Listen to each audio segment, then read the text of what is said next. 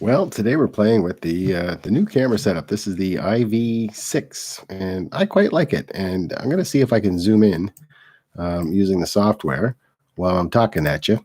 And I don't know if that's possible, but we'll see. I'm going to open the software, and I'm going to make the software. Oh, make the software open again, and then lower it down, and let's see if I can zoom in a little bit. Yeah, that works just fine. So that allows me to zoom in on myself. And I quite like that. And then if I zoom out, yeah, there you go. So I can just have this overlay over top of the whole thing. I can record myself on this thing and then zoom in, zoom out, and sort of play around with that a little bit. A little bit of flicker. I'm not sure what that is. I'm not sure if that's going to show up on the thing, but we'll find out. And you can change the ISO on the fly. If you want, I do like that. You can change the exposure, make it brighter, make it smaller. Just go back to automatic. I think that works out okay. It doesn't have that kind of thing that, and then we'll go to auto white balance as well. This thing, I don't know what this does.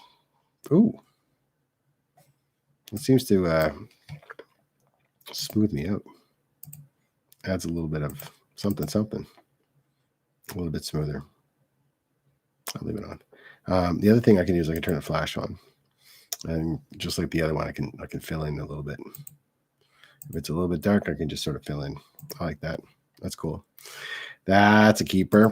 And then if I go to settings, oh, that is the same thing I just had. Open that sucker up and go to settings. And this is where I can change the things. I think I can change the frames per second. This is supposedly 60 frames per second. At high whatever. I'm going to change this to downloads because that's just how I think. So there we go. So, oh, it's got to connect again. I made changes, so it's got to connect again. And we'll see what happens. Yeah, we're back. We're back, and I'm zoomed out again. So I'm going to zoom back in and see how that looks. I think that looks really good. And as long as the audio is more or less in sync, I'm happy with it. Yeah, as long as the audio is in sync. So this is the iVCam. I returned the Papa Link, the Papa Cam, Papa Vid, whatever it's called. I wasn't happy with it. And for $100, if I could do this for 13, I'll do this for 13. And it means that it's connected by USB, which won't use any bandwidth. But I really like this color. This color looks really rich, and I'm happy with it. So I think I'm going to end the stream and see how the audio looks.